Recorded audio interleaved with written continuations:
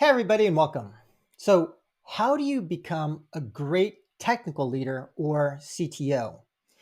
That is the question I asked our panel today in one of the most insightful and deepest conversations ever on the internet. Seriously, though, the application for you as a listener, even for non technical leaders, is pretty great. We discuss the role of tech leads, being hands on versus being a manager, biggest problems, bridging social skills, biggest lessons learned, and much, much more. So, in our discussion today, we have first Niklas Herriger, founder of 8-Bit Coaching, who is an executive coach focused on technical founders for gaming companies. Second, we have Tommy Krul, co founder and CTO of Super Evil Megacorp. And third, Avinash Pandey, co-founder and CTO of LILA Games. So we have two CTOs and tech leads with different perspectives and range of experience in terms of stage and focus of their respective companies. And Niklas, our coach, who can provide his perspective working with many CEOs and CTOs on this issue of what makes a great CTO or technical leader. So let's get this starting right now.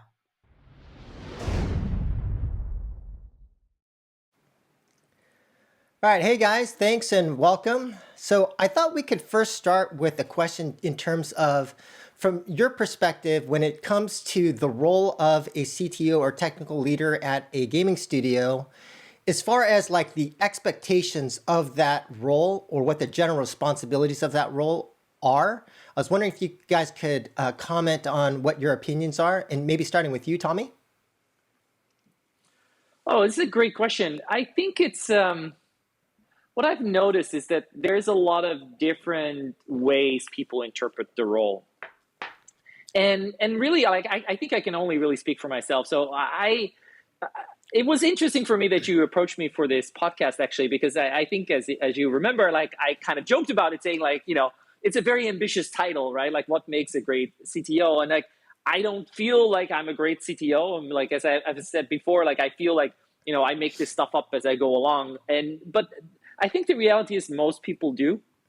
And the thing is, I think a lot of CTOs, they have their own interpretation of what the role really means. For me, I consider myself much more of a craftsperson than a tech leader. Like for me, the organizational part of the role is sort of like the means to an end to be able to express my craft or my art, which is ultimately technology, and ultimately like the technology in service of making a great game or great game technology. And so for me, the way I look at my own leadership style, I don't think I bring a lot of the sort of so the known good practices of like leadership or management. And for me, it's much more of a role where I try to lead by example, by modeling my direct reports' behavior by setting an example for how I want them to shape their execution and their role. And I try to do this by sort of being the best engineer I can and trying to convey similar practices and similar, how do you say this? Norms and values, right, to the team that I work with. So it kind of sounds like, Tommy, I don't know whether that is broad. Yeah, so it kind of sounds like you're setting the standard at your company in terms of what's expected. Would that be fair to say? Yeah, that's definitely fair to say. Okay. And I think I try to be fairly hands-on with new employees when they just join the team. Mm-hmm. But as they become more experienced in our code base, experienced with our way of working, and also experienced in what of the standards that I expect from my team, I believe I'm able to be a little bit more hands-off because I've seen them, do the right thing or make the right choices. And then it's sort of like a slowly, first you hold their hand and then you let them walk by themselves, and then eventually, like, the people that have been around for a long time and that I really enjoy working with, I have a huge amount of trust in to sort of execute largely by themselves. And there's only maybe once every week or once every 2 weeks, like a touch point where we go through the things that they have done, the decisions that they've made, and we make sure that everything stays on track, and not just on track in terms of planning, but also just on track in terms of vision and execution. Got it. And Avinash, what about you? From your perspective, what are the general responsibilities and expectations?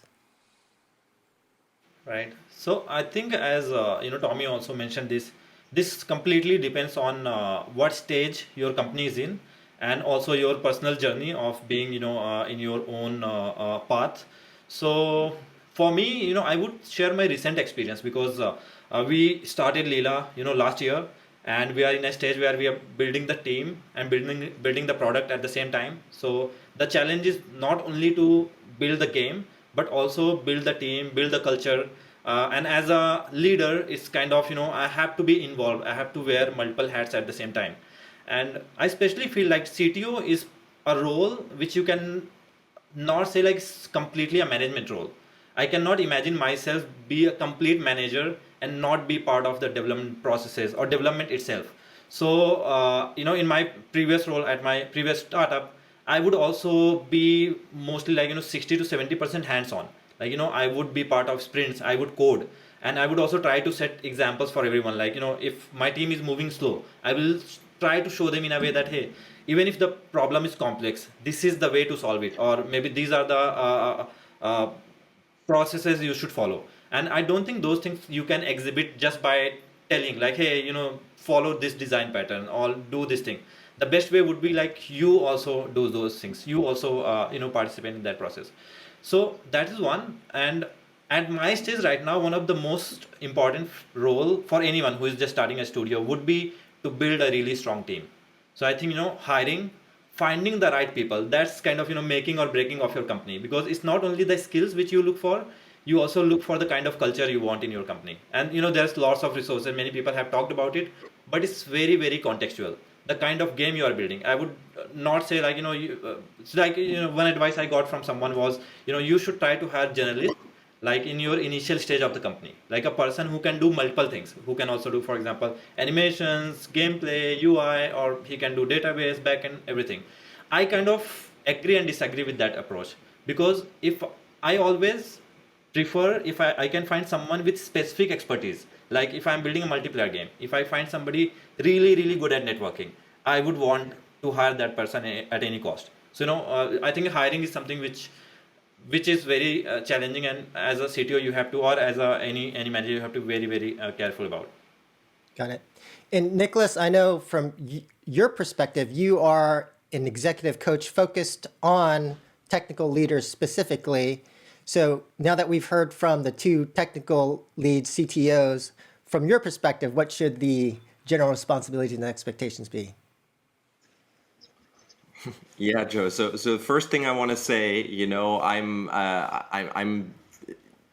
offering an opinion here, obviously from the outside. I'm not a CTO myself. I can barely code 2 lines, so take all this with a grain of salt. But what I'm observing is that there are 2 different kinds of CTOs, and I think we've kind of heard both right now. So the one is what Tommy really describes is, I try to lead by example. I try to be the best technical leader that I can. I try to be the best coder that I can. I help where needed, but generally my goal is that my team members are as self-sufficient as possible, and I'm trying to be very hands-off. That's the first style. The second style is CTOs that have almost completely, if not completely, stopped coding themselves, right? So there is no more involvement in any of the codes. I'm involved in the sprints, but more on a zoom out high level, where I direct the team, where I really service my own team in the sense of what is it that you guys need from me in order to be the most efficient and the fastest that you can be. And that is from a different approach. So, two different angles here. One is, I'm very much involved and I'm leading with that example. And the other one is I'm very much involved, but not on the coding side itself, but really more as a team leader and as a resource that makes the other team members shine. Okay. And maybe the I next. think, Go ahead, Tommy. I think that. Oh, I was gonna reply to that. Like, I think that makes a lot of sense. I've actually, even in my own career, I've seen both examples, and I think for me the reason why I fall in that first category is actually twofold. It comes most naturally to me. Like I was trained as an engineer, and so the leadership skill is sort of like a secondary craft I have to have, but it was never something that was part of my training. And then secondly, even in my own career when I was an employee, I think I was very fortunate that at various important times in my life, I had either leads or CTOs that at the time were people that and probably still I looked up to and I learned from, and it was a very almost like mentoring relationship that I think was very instrumental in my own career development. So as an employee, I really enjoyed and appreciated. Now later, I appreciate having had the opportunity to work side by side with someone who was very relatively hands-on and was there to learn from. I think it's very easy. I think there can be a real value in a pure management style engineer or a CTO who is more, reach out to the team and says like, well, what do you need from me? I can be here for you, but I'm not a direct contributor. The risk with that approach, and I've also seen that happen, is that it's quite easy for that person to lose touch with the actual technical work that has to happen. And it requires a real skill. Like at that point, like I think the leadership insight and the people management like skill that you have to bring has to be very substantial in order to still make a good contribution to the team. Like it really changes the dynamic of what you're bringing to the team. And I mean, that better be more than just telling people what their tasks are, or like making sure that they feel okay. Like I think that starts to make sense when you really have that power to inspire and motivate and make the whole team so function better as a whole. But again, like that is a gift or a talent that is very separate from engineering, and like I think there's few CTOs that naturally roll into that role. Like it's a real separate talent that one would have to bring to the team. And Niklas, I can just add one thing where I believe. Yeah, just a small point in this one, because this is kind of very interesting. Like, I believe the management style of leadership would not work most of the time if you are just starting off, or if you are a small studio. Imagine like if you're just 3 programmers and you are just doing management. That's just not practical. Like so common sense rules. Like if you have like 100 engineers, that's the first style is going to be very difficult, where you are coding and also managing 100 people. So it's naturally like you have to kind of step back and try to manage. But if you're just a small team, I would say like I would still lean towards being a contributor than just being a manager. Right, Niklas, I was actually going to ask a similar question along the lines of what Avinash was talking about. Like for those 2 types of CTOs, do you see like an orientation around like the more hands-on, but based upon stage, like the earlier stage, single product being more hands-on, and then as you start to scale and go from single product maybe to multi-product, then you become more of the manager? Or just curious in terms of your experience with those 2 types. Yeah, absolutely. Like to everything you three just said is obviously not even remotely as binary as I made it sound. It's a gradual process, and it has to do with the size of the team and the company. You know, like if I have two engineers working for me, you know, it's like, what am I going to do all day long? You know, trying to manage these guys. You know, I got to get my hands dirty and contribute here. Otherwise, they are going to say, like, it's fantastic that you have these management styles, you know, for all of these different parts, but we're only two people. So, you know, what is it that you're doing? So absolutely, that does only really kick into gear at later stages. Another thing that I've observed many times is it also has something to do with tenure. So how long has somebody been in a certain role, right? And once again, two different styles, right? Tommy, I think you have been in this role for probably the better part of a decade or something, right? Or if not longer, right? So Yeah. that I would consider, you know, a very seasoned CTO. At the same time, you know, Tommy has made a choice. You know, this is how I'm going to lead, and this is my style. And I think the crucial word that you mentioned earlier was, this is what's organic to me, right?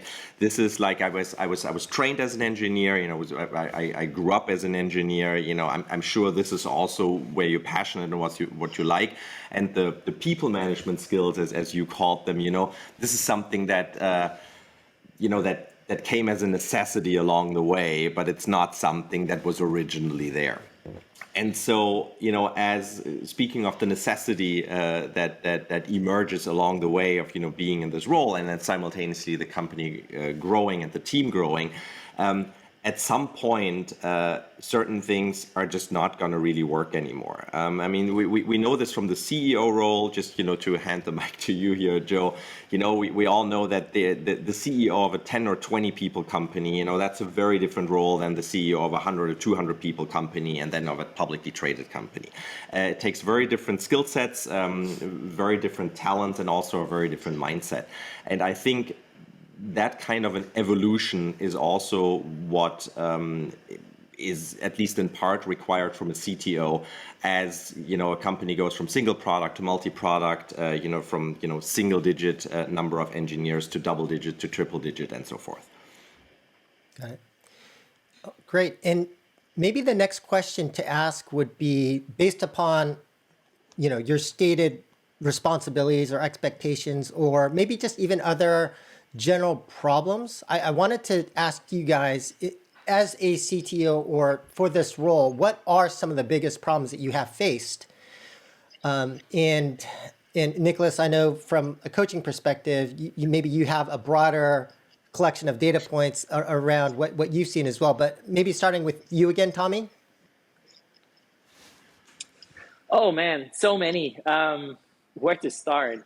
I think I wanted to actually follow up on something that Nicholas said earlier about, you know, like how roles and expectations and requirements change over the evolution of a startup, and I 100% agree with that. And I don't think I quite appreciated that as much when I just started the company. I don't think I, you know, like I think when you start a company, like that's your focus, right? You're just, you know, like we're a couple of people, we have an idea, we get together, and like I don't think I ever really projected much further into the future other than that, you know, like those couple of people making a product together. But it's absolutely true that, you know, like I mean, Super Evil, from the day that I found it, which might be wrong about it, I could think it was probably 2009 that I started it. You know, the requirements and the expectations of what you have to do as a technical leader, or as any leader, any contributor to the company, it really changes so much with each generation that the company finds himself in, from the sort of bootstrap to the initial raise, to the growing the initial team, to building the first product, to you know, even maybe launching the first product, and that product essentially reaching its peak, and then maybe even like going down again after that, and then figuring out like what are your second and third product in the case of a game studio, and everything in between, like all the different phases of maturity of the organization really require something very different from you as a leader. Okay. And then, Yeah, I can actually talk about oh, a go ahead. specific, specific challenge which I faced in my years of experience is that as a CTO you should never lose the big picture or the overall goal why what you guys are doing. So it's very easy for a technical person to go so deep in the coding or work or something you are building that you forget that this game is being made for players, for gamers. And as a technical people, most of the I would say technical leaders, they're not, they might not be gamers, they might be like coders, but they might themselves not be the players of the game which they are building. So this takes a step back, like you have to always step back and look at the bigger picture. Okay, what are we building, whom we are building it for? And then those will influence your decision so much that you will not be able to think that if you have not considered that part. So I will give you one example. If you are building some tool, a tool can be built as complicated as you want. You can spend like months building a specific tool because then you want to cover all the scenarios, has to be really optimized. But is that required for the game you are building? You have to launch this game, this has to go to players and they are going to decide whether your game is fun or not this efficiency of this tool. So I think being aware of it, being involved, that you are aware that what you are doing, and then taking step back and making right calls, and this is easier said than done. So yeah. All right. What about you, Nicholas? What are some of the big problems that you've seen or that you've counseled technical leads about? Well, once again, the caveat is this is all from the outside, right? So this Yeah. is all me observing. Uh, Piggybacking on what Avinash just said, I think that the problem of not seeing the forest for all the trees is a very common sea-level problem. That is one that I have heard from numerous CTOs. That's also something that I've often heard from CEO clients.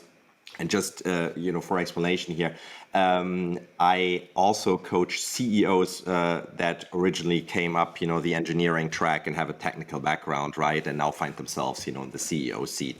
But I think generally, and also just looking at myself in my own startup career, not seeing the forest for all the trees is a common problem. And in retrospect, I wish I would have reserved 3 hours a week, where I would have stopped everything and just zoomed out and asked myself, what is it that I'm doing and what's the purpose here, right? And oftentimes I would have probably recognized that 50% of the stuff that I was really chasing was maybe not so important, for the bigger picture. So absolutely agree with that.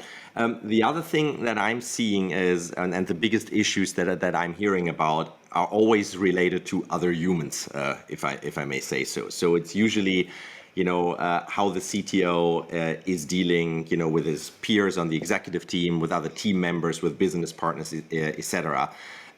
It's very much about working together, speaking your mind, taking new directions, dealing with other people's ego, dealing with your own ego, resolving conflicts, firing people, procrastination, and all of that.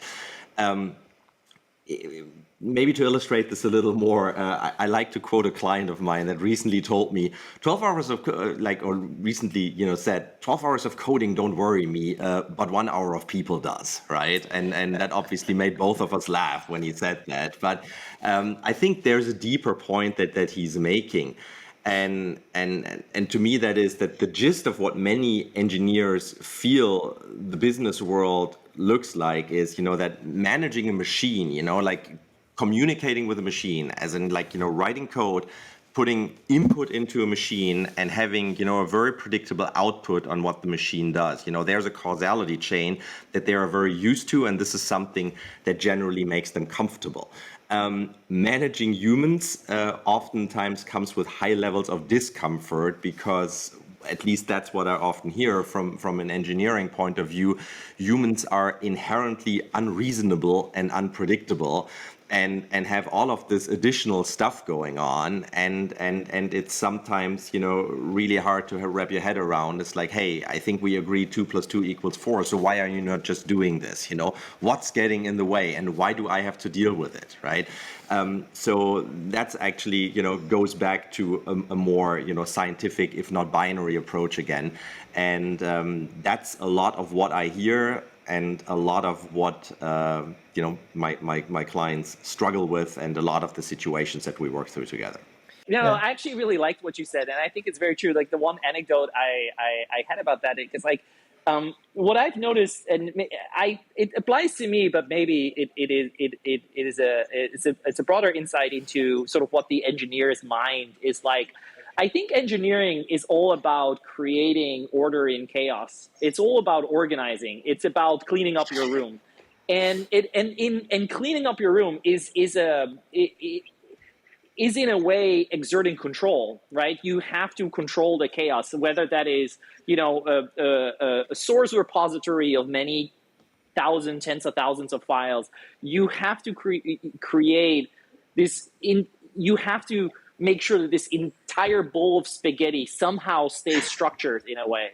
And that's hard. And I think the engineer's mind, like the perfect engineer's mind, is all about the enforcing control on the environment and creating this order where sort of the natural laws of entropy would create chaos.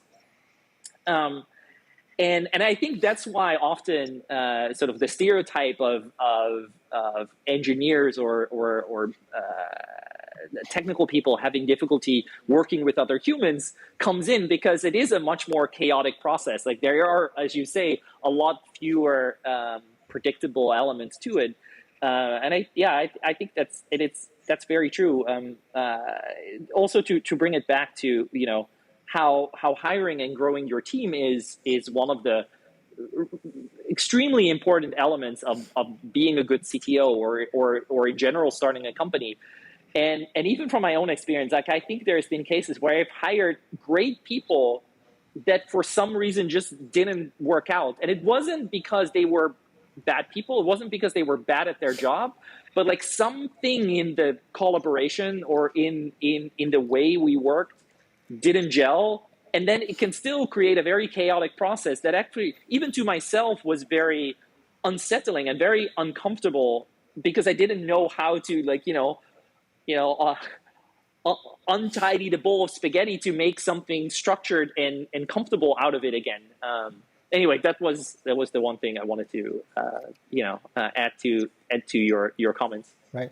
And Nicholas, like one of the questions I have for you is that I think the point you raise is certainly relevant. And as a former engineer myself, I can say that I had zero social skills coming from a technical background. And so when you think about technical leaders at companies that may not have these social skills, which is more art, less science, and you've got technical people who are more oriented around that science aspect, as Tommy was alluding to, then how do you bridge that gap as far as, if you're a technical leader and maybe you're not great at managing, maybe you're not great at giving feedback, maybe you're not great at, if there are two members of your team that are having a conflict, you're not able to help resolve those conflicts, and you're just more of a hermit crab or something like that. Like, what have been some of the techniques to kind of resolve that issue in a technical team?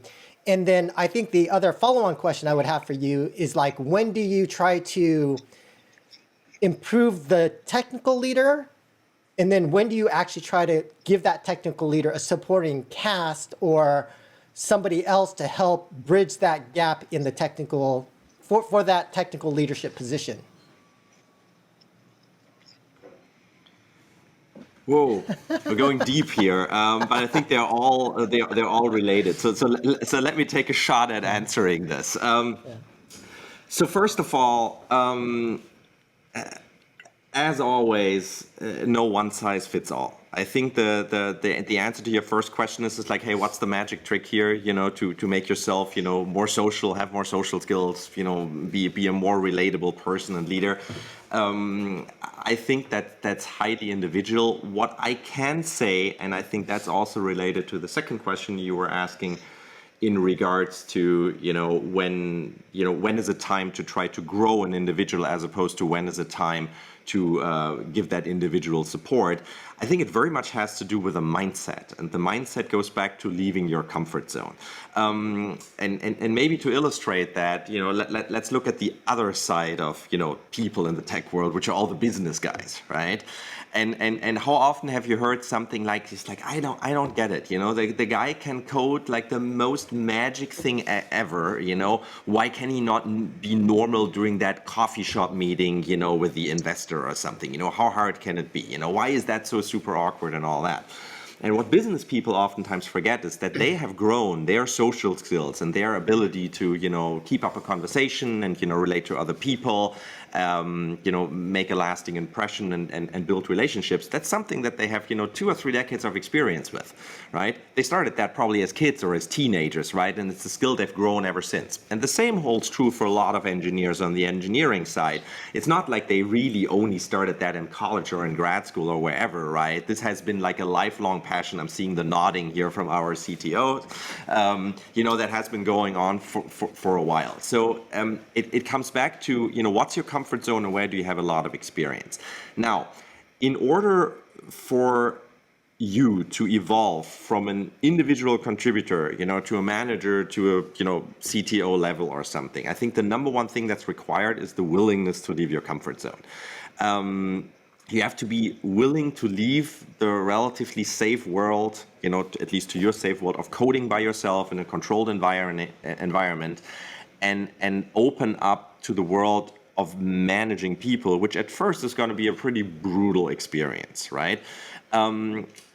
That's one thing. The other thing I would say is, from my experience, engineers love processes, right? They love, that there is a certain structure that might resemble a decision tree or something.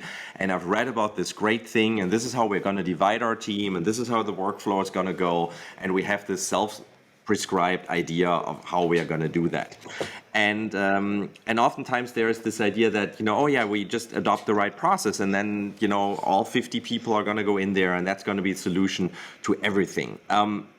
But what is often missed, that no matter how well thought out and sophisticated a process is, you need buy-in from the other people that are supposed to subscribe to this process. And that's, I think, the point I'm trying to make here. Being a leader and managing people has a lot to do with listening.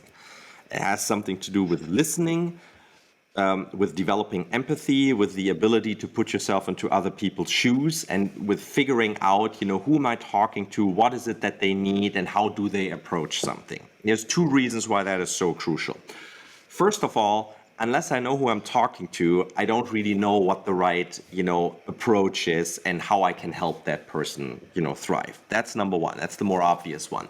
The oftentimes less obvious one is the one that we as human beings all have needs. We have the need to be heard, we have the need to be appreciated, to be loved, and all of these different things. So if you want to open someone up, right, and get them to a point where they're pushing the envelope forward, right, where they are going out of their comfort zone, where they're taking on the additional project that they weren't working on before, and all of that, things that leaders generally do, it's very, very important to relate to that person, and the way to get there is, to listen a lot, to have empathy, and to ask a lot of questions. So I'm not entirely sure if that really answers your question, but this is what I have seen, and this is what I would always recommend as a starting point in order to evolve. I can add one thing from my recent experience, and I think Joseph has been kind of helping me with that. I think if you don't have social skills, that's not the most crucial thing you have to work on. That's good to have. Like as a CTO, you don't have to be able to give a speech like Steve Jobs, where everybody's like wowed by like, now I'm motivated. But one crucial thing which you can practice and be better at, and you should definitely work on, is receiving and giving feedback. So, and that's very, very important for any leader, whether you are managing 2 people, 100 people, or whatever number that is. And that's not easy, because when you give feedback, you have to be very honest. And that's one of the values which we follow here, is like, give honest feedback, be respectful, but it should convey the exact message. It should not be sugar coated so much that it loses its meaning. You have to, if you see a problem, don't shy away, don't wait too long. Like the other person should not be surprised later on, like, hey, everything was going well, what happened? Like if you see a problem, identify that, point it out. So I think that's one thing which is very important, which we should focus on. Okay, so one of the themes that we've been talking about, and Niklas, you mentioned very specifically, is this transition from individual contributor to manager to leader. And so wondering if I could ask you guys, as far as some of the differences in terms of these roles, and as far as your own transition. I know, Tommy, you started like very early back from very small company. And so I think you've seen that full life cycle over a long period of time, but it'd be great to kind of hear your thoughts in terms of that transition, and maybe even specific issues that you may have come across as you kind of shifted from one role to the next. And maybe starting with you, Tommy? Yeah, it's a good question. It's let me think about that. It definitely changes a lot from one phase to another. I think when you run a startup, it is easy to actually miss the moment of the transition, because as Niklas said, reflecting back on his own career, it's so rare that you take that few hours a week to step back and like look at the big picture, right? If you want to start up, there's always this sort of existential threat, or at least I have felt that, where you're always running to the next milestone, the next raise, the next deliverable, the next product feature. So it's only in retrospect that you can look at the trajectory and actually either see where the transitions happened, or even see where you, in retrospect, should have made that transition and didn't. And that's why, in this phase of your company, you had certain issues. Looking back to my own career, I definitely went through the phases where, very early on, it was just like 3 founders in a single room. We were all engineers. And it was, just do whatever needs to be done. And then you get to the phase where the company is like 10 to 15 people, and you start to have to work with other people. And I think there's, at least for me, there have definitely been cases where I didn't take that, the 2 or 3 hours per week, take a step back and look at what the company really needed out of me. And I, continue to be either an individual contributor too long, or didn't provide the guidance to my team. And like as Niklas said, people all have different needs. And I think there were definitely cases where I didn't recognize. I think we all, as humans, it's very natural. I think our natural instinct is to look at the world through our own eyes, right? So it's very tempting to just project on other people what you need or what you needed in their shoes. And and that's not true, right? That is just whatever you needed at that point in career. And different people are very, have different needs. And there have definitely been cases where I just missed what certain people that joined the team needed out of me or out of the company, or in terms of their own career. And, I think I was just in some of these cases, like too busy running towards the next deliverable because of this existential threat to really take the time and notice. So that's definitely like one of the things that if I could tell if I could talk to myself 10 years ago, it'd be one of those things, actually, what Niklas said, like take that 1 or 2 hours per week and sort of try to reflect on what you're doing, what your real overall goal is. And then, both for the company as a whole, as well as sort of in the small with your team, of what the team and what the individuals need. I think my own role at Super Evil has evolved multiple times. And I don't think just linearly. It's not that like you always start out as an individual contributor, then as a manager, then as a hands-on CTO, and then as a hands-off management CTO. Like I think different phases of the company require different things, and I feel like some phases of the company I was more hands-on, and other phases of the company, so the company required more babysitting, more attention than the technology did, and I switched roles in those cases. Even thinking back, I'm not sure that I can tell you why certain phases had these different requirements, but it was definitely the case. And it's like when you notice that, it's important as a founder of a company that you can recognize that and adapt your own contributions to what the team or what the company needs. Okay. And Avinash, what has your experience been? I have to quickly. Sorry. Okay, go for it. Go for it, Niklas. Yeah. Oh, okay, Yeah, I think we have to delay again. Yeah, I just wanted to back up what Tommy said. I think hit the nail on the head here.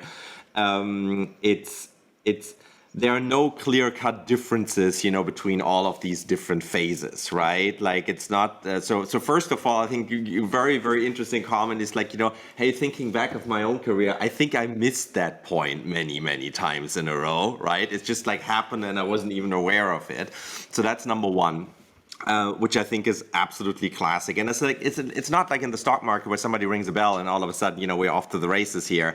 It's something that I think you're more likely to discover afterwards than the moment it happens, and then you have to readjust. And speaking of readjusting, I think for any C-level person, for any lead in a company, especially in a fast-moving, startup-y or like say small company, not like the 100,000 people company, but something that's much faster and more evolving, and that in some ways feels like this snake that's constantly skinning itself, because as you also said, Tommy, we're dealing with all of these existential threats, right?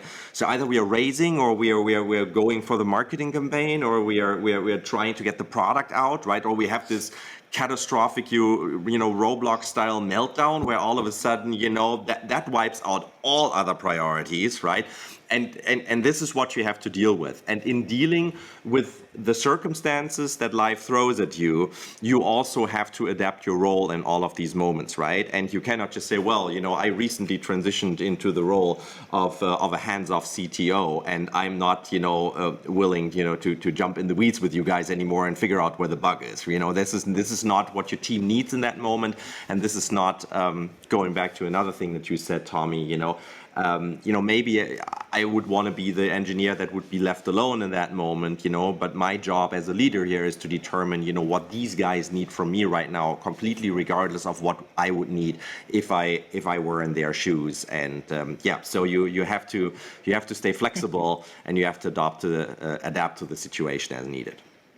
Sorry, back to you, Joe and Avinash. Avinash, what do you think? So, I mean, yeah, I mean, this is a journey which you have to go through, and I would say it's not easy transition. Like one fine day, you don't switch from IC to being a leader. And I would actually quote a book. So Andrew Groove, he has this really famous management book where he says the output of a manager is the output of the team.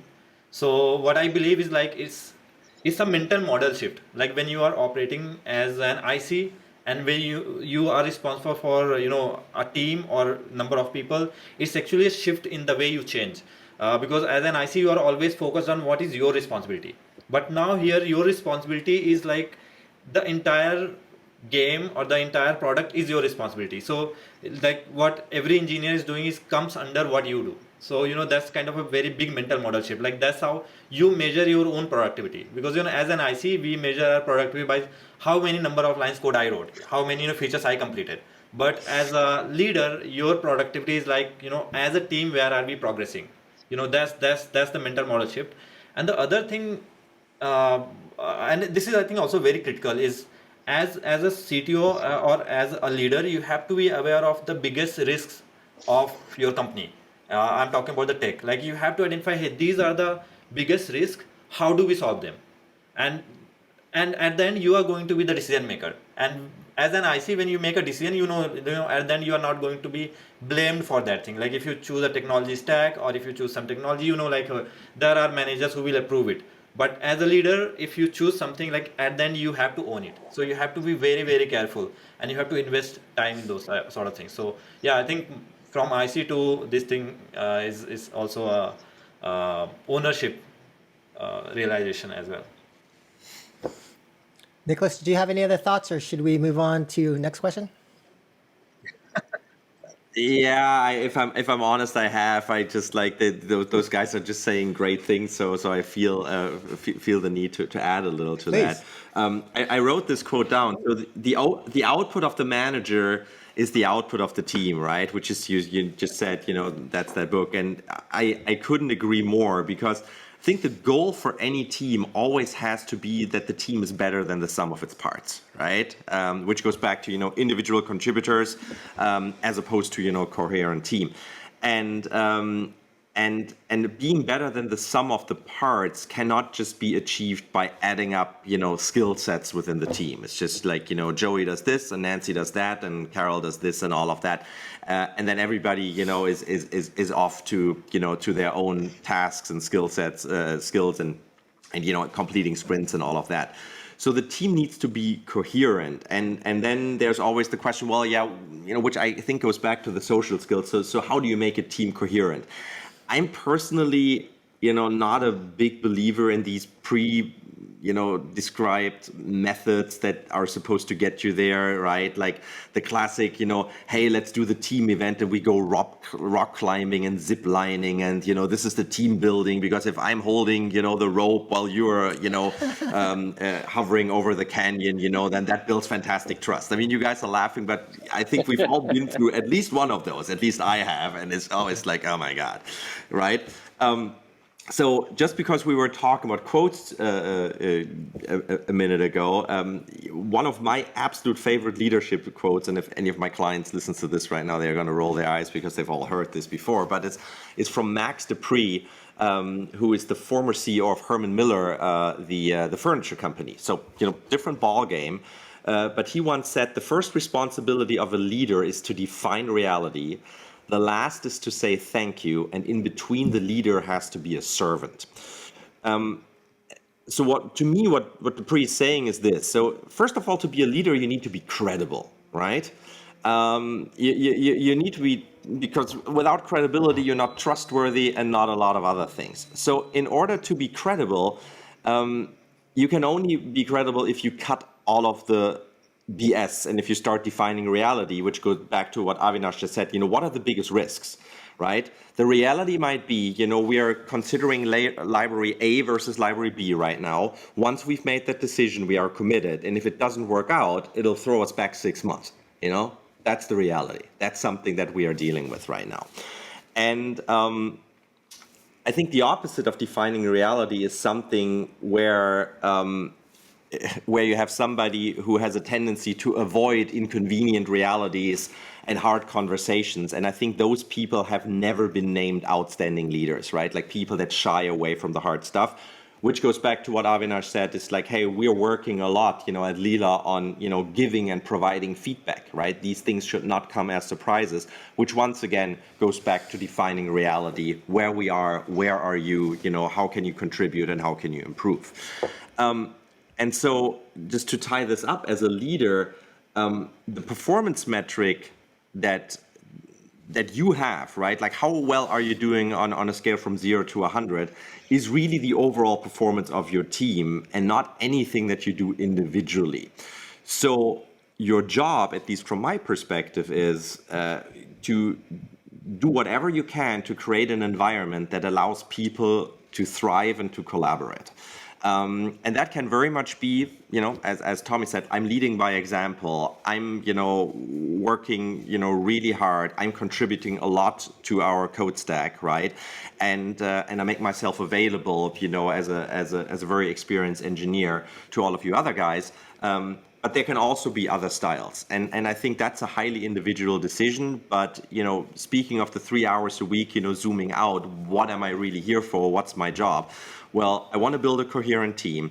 The performance metric that I am looking at for myself is the output of that team. And in order to improve or optimize the output of the team, what I have to do is create the environment that allows the team to collaborate as well as it possibly can, and for all the individuals to thrive. And I think that's the leadership style that I like, just as a starting point, in order to be any sort of C-level person, not just the CTO. Okay, great. So as a next question, I wanted to actually ask about the focus and maybe more the day-to-day as far as, in terms of the CTO or technical leadership position. So maybe Tommy and Avinash, like as far as how you're splitting up your time or your focus, whether it's between, Tommy, you mentioned you do a lot of hands-on, so actual coding versus focusing on, let's say, processes or recruiting or other specific tasks. I was wondering if you could kind of give us a breakdown in terms of what that focus looks like and what the kind of day-to-day looks like, maybe on a percentage basis or something like that. And then maybe, Niklas, a question for you would be, after you hear this, maybe you could also give your thoughts on it and maybe some other tasks or issues you think that a CTO should be spending time on, for example, like a retrospective or something like that for 3 to 4 hours a week or something like that. But again, sorry, starting with you, Tommy. Organizing rock climbing events, yeah. Yeah, it's a good question. So earlier I described myself as a sort of lead by example and fairly hands-on CTO, which I think is true. The little nuance there is that I think that there is a slight difference between how you mentally think of yourself and of your skill set and what you, and again, in different phases of the company, actually end up doing. So I would say that, I even to this day, and as I said, we're about 10 years into the company, I vary from month to month between probably being 30% hand-on contributor and 70% management, and as well as the exact opposite. Like if I'm in the middle of like a feature and I'm sort of like in a good headspace and I feel like I need to be the individual contributor working on this, I might be even like 70% individual contributor and like 30% of my time sort of management and guidance. So it really sort of ebbs and flows with what the company needs, what the features are that we work on. There are certain things that I feel that there's many very capable people in some areas, even more capable people than myself at our company that can work on those things. And there are certain areas of code or certain problems that I feel deserve my own personal attention. So it really just ebbs and flows. Again, like sometimes 30% direct contributor, sometimes 70% direct contributor. And then in a very practical way, like how my day typically flows, we are a distributed company. So we have, actually, since the pandemic, we are a distributed company. And given how the last 2 years have actually gone, we've decided to keep it this way. So pre-pandemic, we had our majority team in an office in San Mateo, and then we had a couple of satellite locations all around the world, either people working from home or a little bit like clustered together in like small offices. But now that we're distributed, and I have team members in like South America, I have team members in Europe, typically my days start with essentially just one-on-ones, like reviews of the work that they've been working on, things that they want to bring up, things that they've built overnight while I was asleep. And they just want to sync up with me, tell me like where they are, any of the problems they're running into. And then we sort of like flow into the morning, which is a more company-wide like sync up and calls and meetings. Then usually my afternoons are mostly direct contributor focused. So this afternoon, depending on how long my mornings last, can be anywhere from like 30% to 70%. And then my end of day is usually making sure that, for the next day-night cycle for people all around the world. People are not blocked, right? So I make sure that whatever additional tasking, whatever additional support or documentation or explanation that people need that I know will be working overnight, that I write that I either record a video or I write it in a ticket or on Slack or maybe even some calls with if people are still awake, and I make sure that I do that during my end of day. So that's sort of my, very practically speaking, what my day looks like. Got it. Avinash? Yeah, I think it's totally need of the moment. So I would say right now I'm in 70-30 ratio, 70 hands-on and 30 management. And sometimes, very rarely it goes off. Mostly, when we were recruiting, we were interviewing like 6-7 candidates a day. So, that's like, 6-7 hours of interview, assignment, evaluation. So that goes on. One thing I have always found very helpful is I have certain expertise in terms of when I code. For example, these are the kind of features where I'm really good at, and I generally try to pick up those because as an engineer I can do better in that area. But recently I realized as a leader, if you can work on any part of the game. So like if somebody is working on, let's for example, UI framework, what I would try to do is I will just take a small feature of that UI framework and work it by myself. What it gives me, like, one is as a leader, you are just aware of high level things. Like, hey, this is the framework, this is what it does. But once you build something on top of it by yourself, then it gives you so much, in-depth experience. You should be part of code reviews. You should also, so that's, I think, something which I always prefer doing. Like, actually being part of the development process itself of every area of the game, whether it's like UI, gameplay, or anything else. So yeah, that's like really helpful. Niklas, what do you think? Well, first thing I think is that as far as what Tommy and Avinash are doing, on a day-to-day basis, I would not be, in the position to, say that that's right or wrong or anything like that, also these ratios, because as both of them said, it highly, highly depends on what's going on right now. And I think the example that Avinash just gave is great. If I'm hiring, right, and I'm doing 7 hours of interviews a day, like which is absolutely part of my job, as the tech lead of this company, I'm obviously doing way less, but if, in a different phase, where it's crunch time, we're trying to complete, a certain sprint, and we have like 4 days left, and maybe there's even something that I very much enjoy doing that I'm really good at and fast. Obviously, I'm going to pick that up. So I think you have to stay flexible there. What I can, if we're going back to the zooming out thing, right? What I can say there is, essentially two things. The one is for yourself.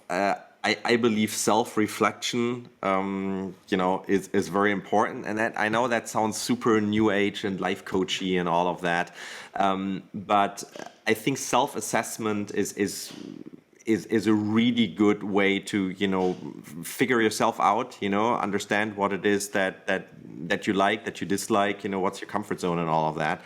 And what I've recently done with a client was, I just asked him, hey, just think about what you've been working on for the past 10 days, right? And then, think about all of these different tasks and, write them down, and then ask yourself, what did I enjoy the most?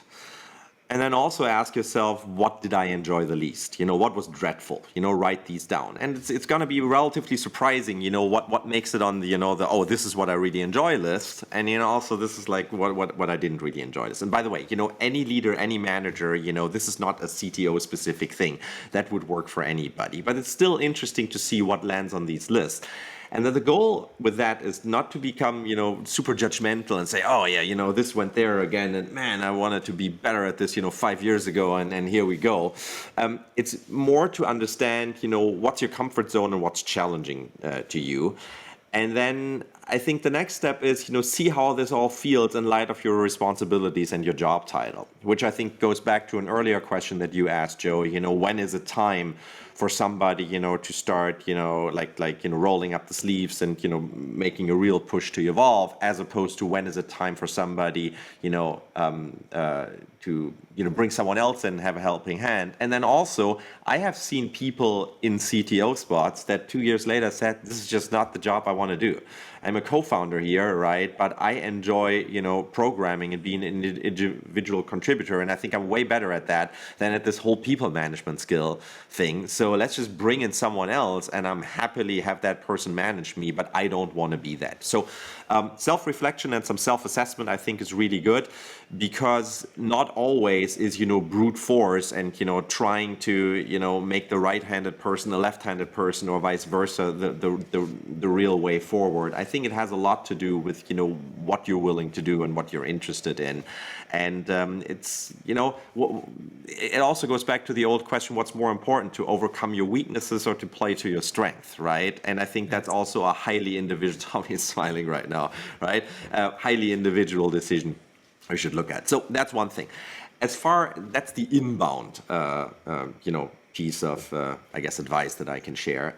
On the outbound side, towards your team and the people you work with, the number one thing I can say is stay curious. That is super important, right? Literally, stay curious, stay humble, ask a lot of questions, and own it, right? Own the feedback that you're giving to people, the feedback that you're receiving, own the decisions that you're making, paint a clear picture of reality, and stay curious, as in, you always try to figure out a little more of, how this team works, what people need, how all of this is going, because that in itself will allow you to grow more than, I think, anything else. And what it will also allow you to do is to be more empathetic towards your team members, but while being more empathetic, also trying to be less emotional yourself, right? Because that's really, this you want to be that steady rock,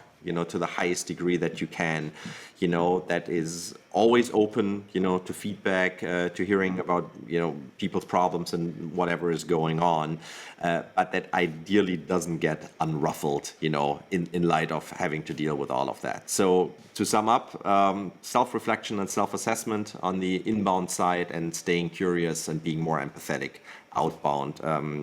That is quite powerful, and try it for a month or two and see where it takes you. Great. Thanks, Niklas. So just to kind of wrap up this conversation, I thought maybe the last question I could ask from the group here is, what would be, in your opinion, maybe some of the one or two biggest lessons learned or advice that you would give to a new technical leader that you believe could be the most helpful for them? And again, since you're first in my window, starting with you, Tommy. I feel like I get the first pass on all the questions. These are hard questions, man.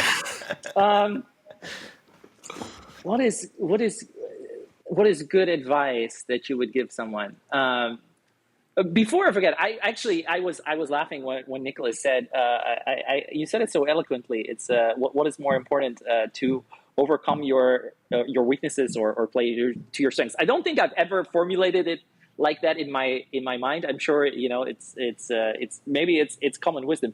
I think that's extremely insightful. I just wanted to call that out. Like, that is so true. And I might have to take my 2 hours this week and actually reflect on that one.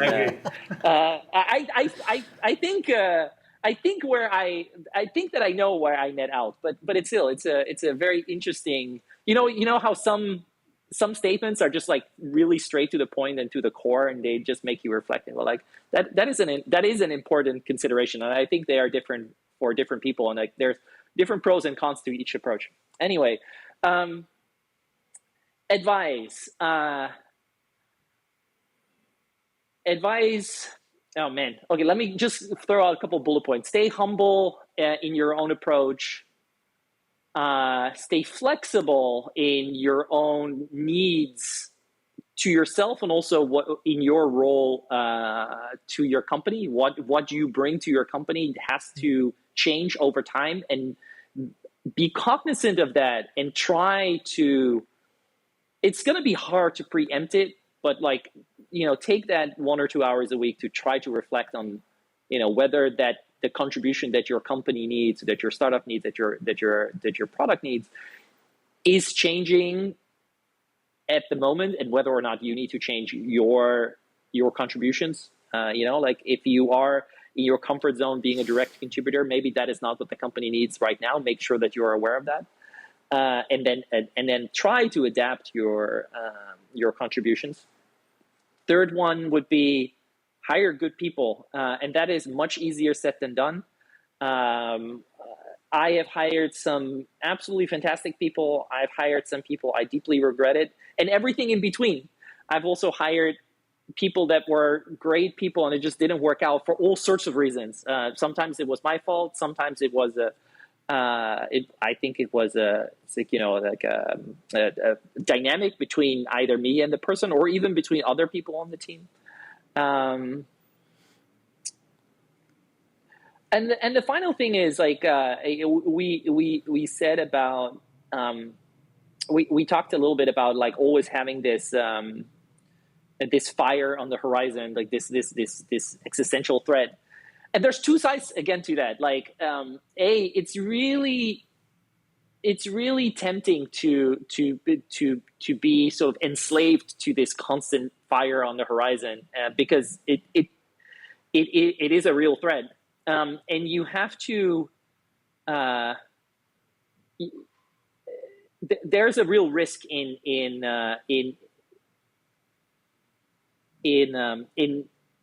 just responding to that fire all the time. But then there's the other side, and I think even to this day, like I don't know that I have the answer in this area. That existential threat on the horizon is very real all the time. So it's easy to say, like, don't be led by it. But at the same time, I mean, that fire better not catch up with you, because if you are a small startup, like, I mean, that is life or death for you. So there is no common, I find it sometimes a little bit too easy when people say like, oh, you just have to, like take the time and make sure you do the right thing. And don't be distracted by this fire. But it's like, I'm like, dude, my house is fucking burning down. Like I need to focus on this fire. And so to take it out of the metaphor and into the more practical, is as a technical leader or as a startup founder in general, I mean, this is a marathon, and it is a fight every single day. And if you let go of that fight, if you ease into it, that is a real risk as well. Like you have to be aware that if you are not working incredibly hard, if you are not delivering on your milestone, if you're not pushing for this public beta that you're supposed to like put out, or this release that you said you do next year, someone else will. And that's it's there is no, I think there's no real lesson in that. There's no right or wrong way of doing it, but know that time is not on your side when it comes to like startups. Like money is running out. Other people are creating competing products. And it's just, it's a really tough balance to hit. Just be aware of that. Be aware that is something that will be on your path and something that you will have to deal with. And I don't think I have any deep insights into how to do that better. But like I always think that being aware of something is like step one. So let that be my one learning in this, like at least be aware of it, and then, you will have to figure out the rest yourself. Got it. Right. Avinash, lessons learned, advice? I think whenever you talk, Tommy, I get enough time to think. So yeah, we actually covered most of the things which are personal learnings for me. But two things I can specifically pinpoint. One is this advice which you always get is, hire smart people. Most probably hire smarter people than you. So this also comes with a challenge as a leader, is you have to be very open-minded in terms of the this control nature which engineers generally have. Like they have this certain belief, like, hey, this is the right way of doing things. And if someone proposes you some other solution, your first reaction is no, no, no, no. This way is better. But you have to let go of that. You trust. Like when you hire someone, you have to trust that person. Let them think deeply about like what the solution is. So I think the one message, like, you have to be open for new solutions and evaluate it truly, and then decide, like, okay, maybe the previous approach which I knew is better. But don't just blindly take the call, like, hey, no, we already did that works, let's not try something new. So that's one. Second, which Tommy actually touched upon it, is as a leader you have to be aware of the progress of your company on technical front. Like if you set out a milestone to release a game in 1 year, it's been 4 months. Somewhere you will have better insights than your, for example, CEO or anybody else, than where actually you are. And you have to be aware of that, and you have to make actions. You have to take action. If you are sure, like, hey, we are not going to hit this milestone in 1 year, you have to communicate with your team and you have to do changes, or make it clear, like, hey guys, this is not going to happen in 1 year. This will take 4 more months or 5 more months. Let's do changes if we want to push it in 1 year. So I think that's one very critical things which you have to be very aware and you have to take action on. So yeah. All right, Niklas, as a coach, I'm sure you have a lot of advice, and this is sort of your bread and butter. So great advice. What do you got? We are all listening right now. Yeah, exactly. And now, other coaches out there would say, coaching is the exact opposite of providing advice. So be careful what you do. A couple of things I still want to say. So, first of all, I think some general startup observation: whatever screams the loudest is not necessarily the most important. I wholeheartedly agree with Tommy. Whoever tells you it's like, no, man, you should just stay course, persevere and blah, blah, blah, and all of that.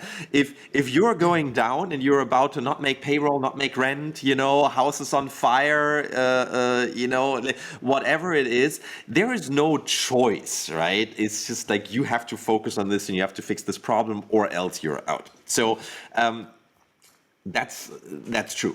But what you will see in the middle range oftentimes is that that we are all biased to attending to whatever screams the loudest, whatever is the most nuisance in our inbox and all of that, and somehow that bubbles up to being the most important thing.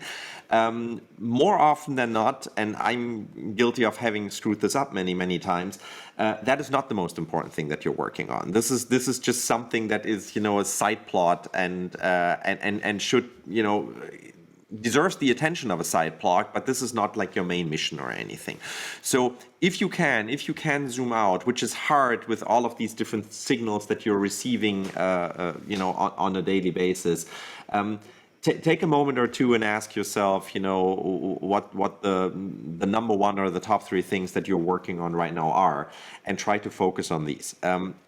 Easier said than done, but I think very, very powerful. So that's one thing. The other thing I obviously have to respond to, because both of our CTOs have brought this up, is like the challenges around hiring, right? Oh my God. Yes, I don't need to argue here that, whoever you hire and, the culture you bring to your team and how you grow that those are some of the most important decisions you'll ever make as a leader. Everybody knows that. But one thing that I think is fairly tangible and that I might want to leave this with is keep in mind, skills can be learned, passion usually can't. I wholeheartedly believe that. So there might be somebody, that comes in and that is absolutely super passionate about your product and, that first person shooter that you're building, and, it's like, oh my God, I have to work on this, right? This is like my mission and all of that. And then you say, well, how good are you with Python? And maybe he's only, because that's the programming language, that you guys are using right now. And then maybe, the answer is, well, he's only, mid-level over there, right? And then you have somebody else who's absolutely freaking excellent in Python, but he doesn't really care, whether he works on a first-person shooter or on a, automated plant watering system, or maybe, in a paper company or something. So who do you go for? I mean, it's a toss-up, but I think having somebody who's really, really passionate about whatever it is that you're doing, that, from my experience, goes further than somebody that has a great skill set, but that could theoretically also be applied to a lot of other things. Because those skills, like the first person that I'm mentioning, if he really wants to, he'll get excellent at Python. The other guy, if he doesn't really care about first-person shooters, is he ever going to get there? Not so sure about that. So I guess having the right people in the right positions for me is not so much a process of persuasion, or forcing them into the role, which is also true for existing team members. I think it's rather a process of discovery, which goes back to the curiosity and all of that. Figure out what it is that people really want to do, that they are passionate about, that plays to their strength and all of that, and and use that as the momentum, and keep in mind when hiring people, because more often than not, that goes deeper than some of the other things that we might be looking for in resumes. Got it. All right, gentlemen. Well, I think that's it. And maybe like the one last thing we could end on is if anyone is interested in contacting you, or if you're hiring, and maybe Niklas, you could tell us a little bit about your coaching service as well, if anyone's interested. But just to wrap it up, as far as like the contact information, Tommy, do you want to start? Yeah, of course. Super Evil Megacorp, definitely hiring lots of different roles. Go to our website. I think most of them are listed there across all disciplines, not just engineering, but we have some in production. We have some in art. Many different roles. I think even a QA role are open. So definitely go to superevilmegacorp.com. Check it out. Maybe I'll talk to some of you guys there. Avinash? All right, so we are LILA Games, and we are building a really ambitious shooter game. And this has been absolutely fun and challenging journey in 1 year.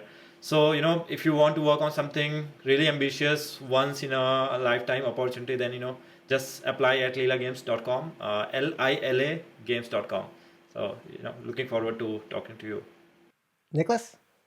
Yeah, my website is, as people have figured out by now, I do executive coaching for CTOs and CEOs. Clients typically, from companies anywhere between 5 to, let's say, 150 people. That's my sweet spot, because I'm a 2-time recovering startup founder and all of that. So, speaking of empathy, that's where all of my empathy is. I know what you guys are going through. My website is 8, so the number 8bitcoaching.com, as a shout to the 8-bit consoles, of the 1980s. I think there's a Calendly link there that you can click. I happily do free consultations if you just want to get to know me and figure out the way I work and all of that casually. We can totally do this. So yeah, 8bitcoaching.com. All right, guys, thank you so much for your time and your insights. I thought this was super helpful. And for the rest of our audience, catch you guys next time. Bye, everybody.